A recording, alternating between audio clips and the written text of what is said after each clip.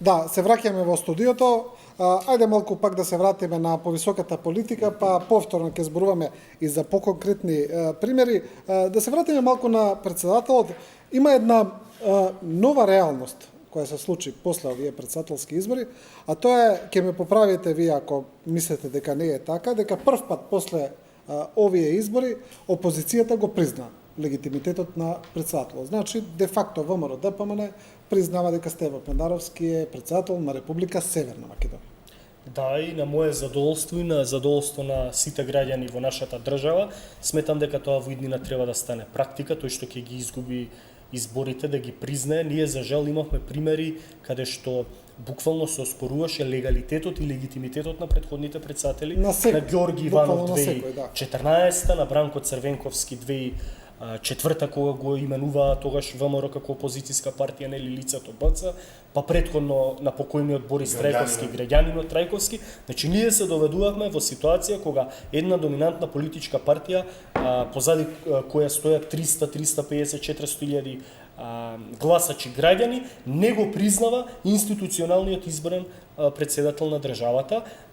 Во овој нов случај не е така. ВМРО ДПМН и покрај тоа што не му честита веројатно кандидатката Гордана Силјановска, како што знам, и лидерот на опозицијата, формално не му честита, но него оспорија институционалниот негов избор за нов председател, односно ги призна изборите дека тие изборни резултати се реални, легитимни, дека господинот Стево Пендаровски е новоизбран председател на нашата држава.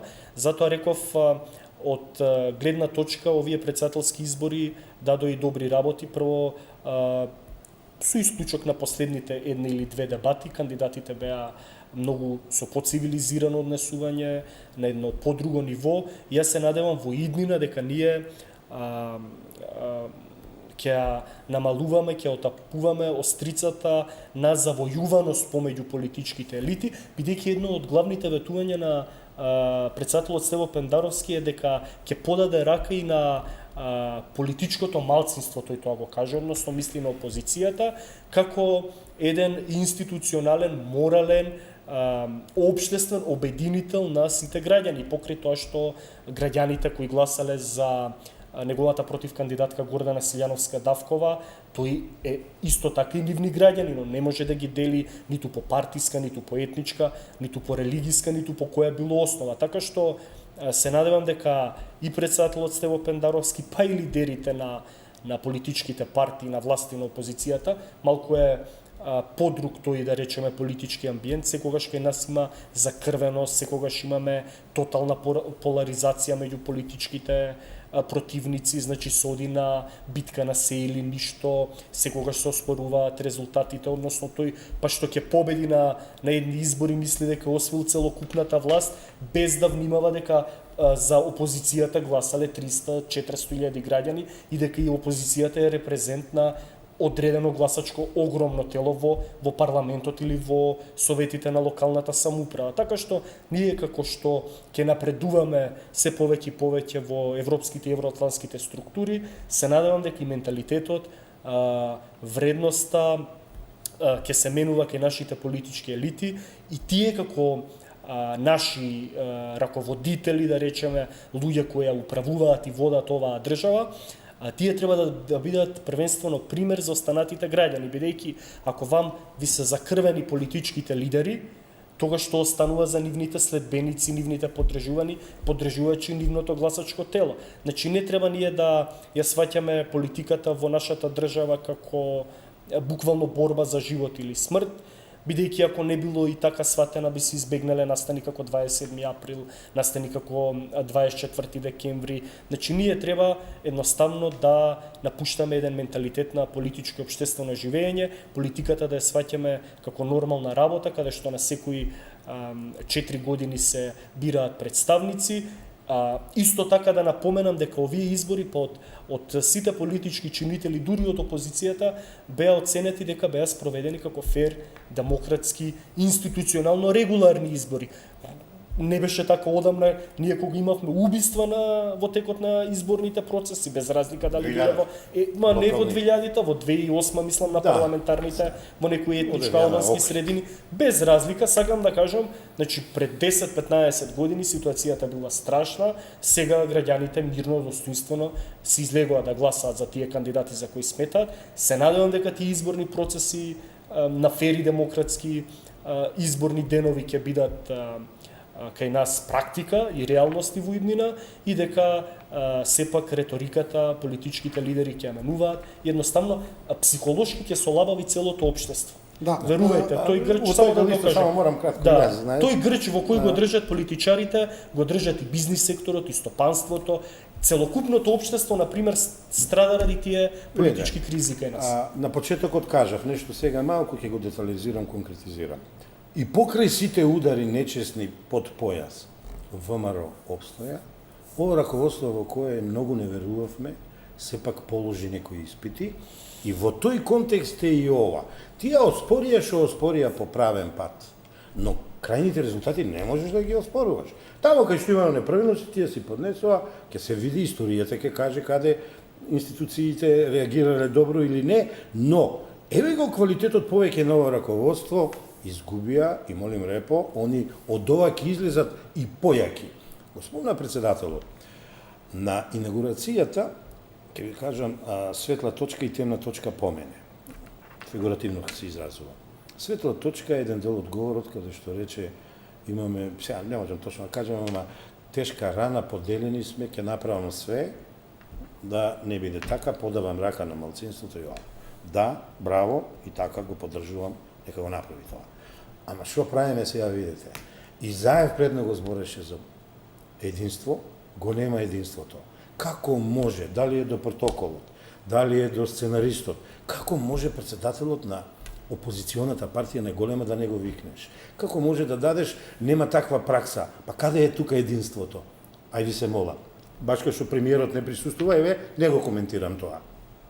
Двојцата главни луѓе од позиција и од опозиција ги немаш, па на тој момент ако не се обединиме, кога ние ќе се обединуваме? Значи тоа за мене е црна точка што лидерот на опозицијата не беше повикан и сега малку ќе пецнам вака законот за јазиците. Еве фактурата. Ни дојдоа од регионот малтене сите председатели, каде дојдоа? Во Македонија. Што знаете, ја не употребувам северна, јас сум државјанин на Република Македонија. Кој јазик го слуша на инаугурацијата да ве прашам? Албанскиот. Еве ја фактурата, еве ја нуспојавата. Во Македонија го бираме председателот на таа држава, мнозинството се македонци, инаугурацијата која е свечен чин, која е чин на обединување, победил еден од тројцата, се зборува на друг јазик, не се зборува на македонски. Да, но тоа се случи пред изборот на председателот, како може да биде фактура? Не фактура. Еве ги нуспојавите, може би лошо се изразив за фактура, мада и фактура е. Не можеш ли да се зборува на македонски? Побогу, луѓе на Македонија бираме председател. Тоа сакам да ви кажам. Во Србија дотидиш и да се зборува на албански. Во Албанија дотидиш да се зборува на грчки. Ма не иде, луѓе. Ова е Македонија. Значи, мнозинството се македонци. Не знам колку ме сваќате, поно како ме гледаш, може би ме сваќаш, а не сакаш да ме прифатиш. Тврдам, на таа инаугурација требаше да се зборува на македонски. И сега, една слика што е малку интересна. Од тројца председатели или поточно еден, сега што туку избран, двојца поранешни, едниот употребуваше помагала за превод, двајцата не сакаат да помагат. Вие мислите што значи тоа? Не ве гледам чудно, туку законот за јазици не се спроведува ни од сега, од многу порано.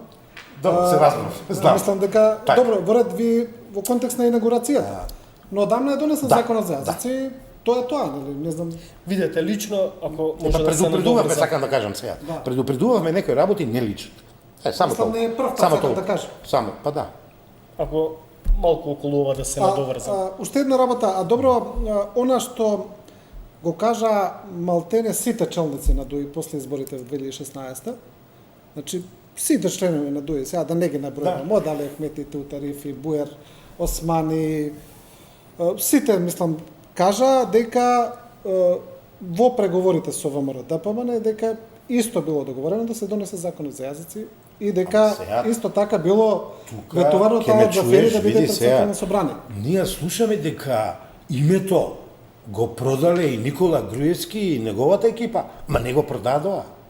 Преговарале. Сега ќе ве вратам на многу побитно, мада и јазикот е многу битно. Значи, ние можеме се да чуеме. Ефектите ги нема од тој договор. но тоа јавно го Не се кажа, направи тој договор. Поточно се направи, па по некоја телефонска жешка линија, едни велат Тирана, други велат Вашингтон, се растури и се направи што се направи. Не треба да кукаме. За мене нема видливи резултати дека е постигнат тој договор. Ако бил постигнат, па зошто ја растури тогаш коалицијата што тотуку ја направила Али Ахмети? Не им верувам. Се правдат СДС-овци и Груевски ја продаде претоку. Не е точно. Република Македонија бевме до 11 јануари ова година. Би било чудно да излезат сите од и сите истото кажуваат и да лажат. Ма не велам дека лажат.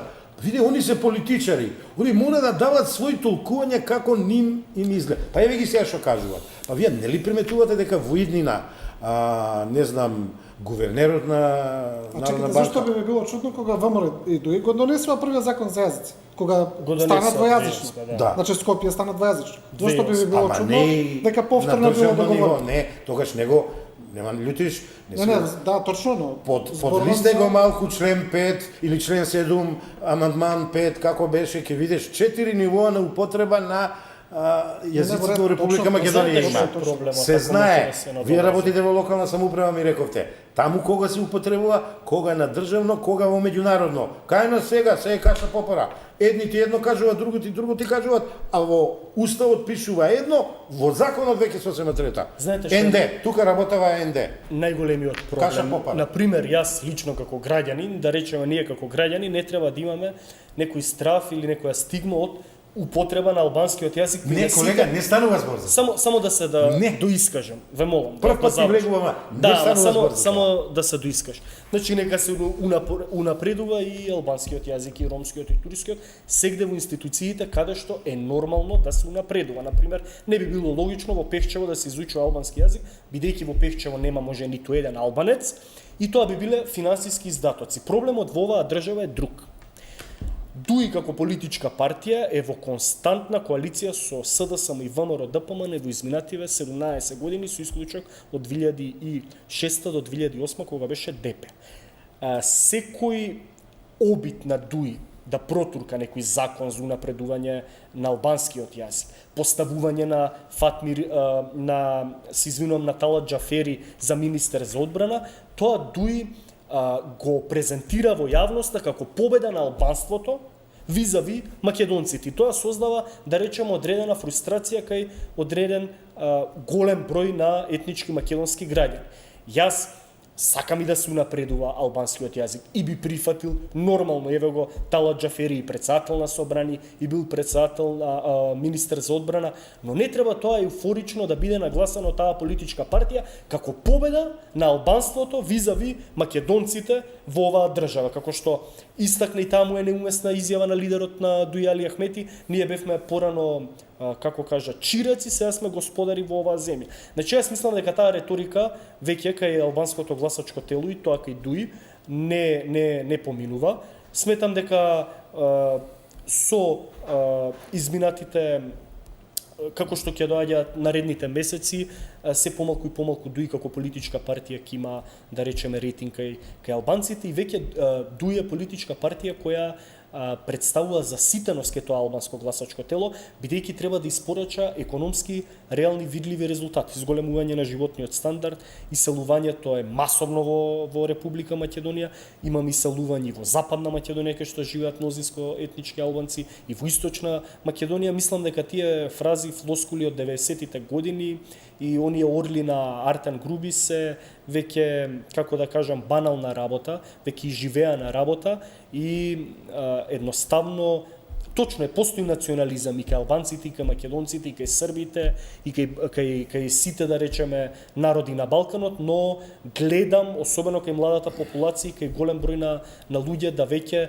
сваќаат дека врз плаштот на тој национализам одредени политички елити натрупаа енормно богатство во изминативе 27 години повеќе партиски систем во сите земји на Западен Балкан, така што граѓаните веќе се повеќе и повеќе стануваат свесни и бараат подобрување и испорачување на резултати со кои ќе им се овозможи, да кажам, нормален, достоинствен живот да функционираат. Така што таа реторика на Дуи за победа на албанството врз македонството или не знам покажување на, како да кажам, недолично, дури смешно и детско, оној знакон со рацете каде што прават орел, е веќе излитена фраза и мислам дека во наредниот период се помалку и помалку ќе има. А не сме се сватили овде, морам да ви кажам кратко, ќе бидам сега. да. Значи вака, јас борев за државност.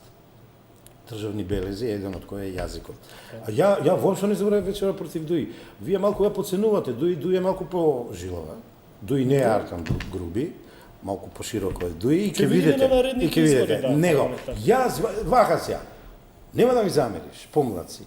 По логиката што ја кажуваш, ајде да го јачаме македонскиот јазик во собранието во Франција. Не има македонци таму. Ајде да го јачаме албанскиот јазик во собранието во Србија. Има албанците. Значи, тоа е државноста. Само на Македонија е одземено правото на најсветли моменти чинови, да не се зборува македонски, да се зборува на албански. И сега пазите, денеска, знаете во судот што се случи? Видов. Така. Па еве ги резултатите нус појавите или пак нека ми замери сега што ќе речам фактурите. Ова е вика Албанија. Сега не зборам за Дуи, сега зборам за Тирана, телефоните или тие платформи за Приштина и сум против тоа. Ја нити имам проблем со Дуи, нити со албанците од Македонија. Се дружам колку ме памти мене меморијата од 76-та година. Ајде едно прашање за вас, едно блиц прашање за крај, за вас, една провокација. Тиранската платформа. Да. А Дуи Груевски пребега преку Албанија. И тоа со помош на Па зошто за мене? За министерот за внатрешниот во прашање, ама ќе ти одговорам. Како така може? Не заборави, види, јас сум правник со 30 години. Како може Еди Рама, која создал Тиранската платформа против Груевски, на крај па да му помогне на Груевски да пребега преку Албанија. Снимките да бидат избришени. Сега ги кажам, иако за тоа повикај на некоја тема да кажеме се да не ми замери некој. Значи, кога некој се осеќа политички прогонуван, кога некој осеќа дека во затворот ако влези ќе го убијат, сето однапред беше кажано, си направил контакти званични со амбасада на домицилната држава каде што отиде Маđarска Унгарија, во најблискиот центар од Скопје, Тирана. Комуникацијата му е безпрекорна, си ги добива сите потребни документи и си оди. Тука, нека се најдат каде е Министерството за внатрешни работи, целата влада, сите безбедносни служби, судството, Катица нека се најде, Русковска нека се најде, а и Рама што го спомнуваш. Ама, пазите, се е направено, значи како викат, по ПС во ЈНА, јас сум од постарите. Не, тоа е во ред се што го зборувате, јас за друг аспект да прашувам. Како тоа Албанија, која работеше да го урне Груевски под наводници, знаете како? Помогна да избега. Некој ќе стекне дојм, јас сум против Албанија. Не, јас сум против некои националистички политики. Албанија постапила, предпоставувам, немам информации, постапила според законите кај нејзи и меѓународните. Кога се бара. Не беше индикативно тоа што и снимките мистериозно се избришале од граничниот премин? Па никогаш не ги дадоа? Па сега ти си во право. Ама ја не можам да ти одговорам најконкретно, ја се давам одговори, сакам да сум конкретен. Добро, ја ве прашувам во контекст на Тиранската платформа, знаете вие што ве прашувам јас? Многу јасно, ја ти се знаеме. Да. Ја те сватим. Еве, не знам колку си задоволен од одговорот. Сепак некој постапи човечно, а не да отидеше човекот ќе беше веројатно физички ликвидиран во затвор. Не ми одговоривте на прашањето, добро. Па ти одговорив, ама сега ти одговорив. Добро, ни помина времето, господин Костов, господин Атанасовски, ви благодарам на двајцата за ова разговање. А вие, почитувани гледачи, следевте уште една анализа на Телевизија 24. Останете со нашата програма.